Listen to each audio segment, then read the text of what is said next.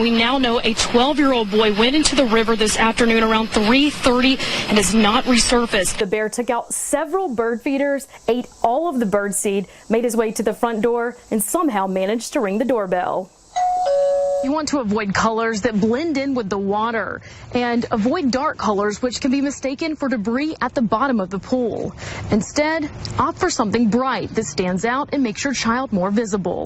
The road stops here at 7-Eleven in Belton, Thrasher's last known location on July 21st, 2017. Well, this is the scene that we brought to you as breaking news at 10 o'clock last night, and we now know more about what led up to that deadly shooting.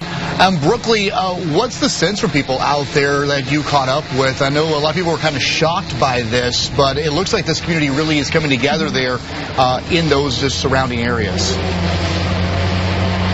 That's right. I think a lot of people were shocked. Like I said, it just came out of nowhere. A lot of people didn't know this was even going to happen. But today you can see a lot of people out helping their neighbors, helping get the debris that's scattered around, just even giving them a place to come to while their houses, some of these houses you can't even get into right now. So really a sense of community out here right now. Cody.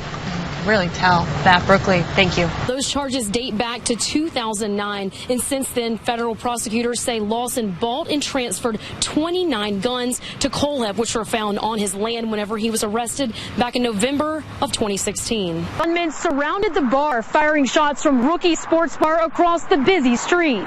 More shots came from the corner at Stockman Oil, and right next door from the ABC package store. Lisa Haggerty was last seen back in December whenever she walked out of these doors, and she hasn't been seen or heard from since. He's already raised $6,500 for the shelter here in Lawrence County, but he's still trying to raise some more money for Union County, and he asked me to help him out with his last challenge that he has to complete.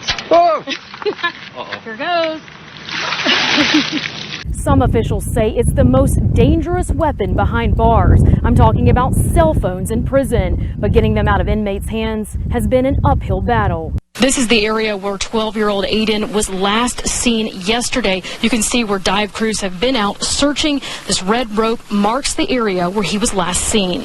The Attorney General's office says Los Primos not only sold food, but trafficked drugs right out of their restaurant. We just learned that a fourth victim has passed away in this crash.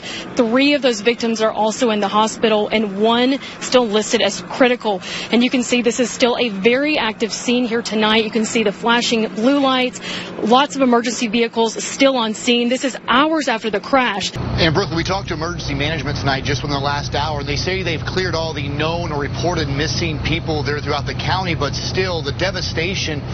It's dark now, but people who might just be tuning in tonight, what was it like today when you were just driving around that area? Well, Cody, it was really just shocking to see the amount of devastation, the amount of destruction that this tornado left on everything in its tracks. You can see here behind me, this is just one of the fallen trees here at a house along Wells Highway. But this is just one tree in this yard behind the house. You can't see right now because all the power's out, but there's at least hundreds of trees in this backyard that are down. And I talked to the homeowner here earlier. She says that she has never been so afraid in her life. She says she jumped in her closet and just waited for it to pass, and she says that she has just never experienced something so terrifying and is just happy to be alive. Cody, back to you. This investigation led me here. Mac Anderson Automotive claims to be located along this street in Greenwood, but as you can see, there's no junkyard or auto parts dealer in sight. That's because this business is using a fake address. That's a good tactic on his part to make it look real. At first glance, it looks like any other business page on Facebook. It definitely looks legitimate. I mean, it looks legitimate. It's got the photos, of all different parts. He's got a phone number in there. At first, he had his address in there. Mac Anderson Automotive advertises as an auto parts dealer. The address, he's using a ghost address, saying that he is in Greenwood.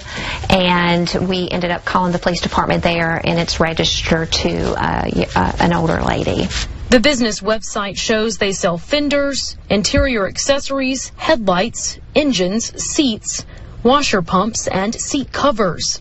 The parts priced in the hundreds. The only problem? The Better Business Bureau and Greenwood law enforcement say it's not a real business. We got a call from somebody, but we couldn't ever establish where the business was, that it was a legit business here. We kind of looked into it, but we didn't locate anything, and appears to be a scam. This is a scam that he's phishing, he's taking their money, and he's out of there. The BBB had 7 consumer complaints. All of the victims live out of state and purchased the auto parts online. They never received them. In April, the office opened an investigation. They order them, they pay him, they pay the shipping that he's asking for, but then he actually contacts them back and say, I need either more shipping money or maybe it's you need to get insurance. So he's asking for more money. I contacted the business number listed on the website via text. They responded and confirmed they're Mac Anderson Automotive. When I asked about the scam and if they would like to comment on the complaints they received, they stopped responding. When you're paying that money to get a part and then you'll never receive it, never be able to get a refund, it's sad for consumers. The Better Business Bureau and law enforcement have not been able to make contact with the business, and we also reached out to the Secretary of State. They confirmed the business is not registered. Reporting in Greenwood, Brookley Cromer, Fox Carolina News. When we first came out, remember we were all the way down in that swampy area? I feel led this area. Williamston Detective Jody Culbertson is continuing to search the Saluda River and many acres of land. I work something on the Thrasher case every day. And checking every tip that comes in. I follow up on every lead. It doesn't matter how silly it is.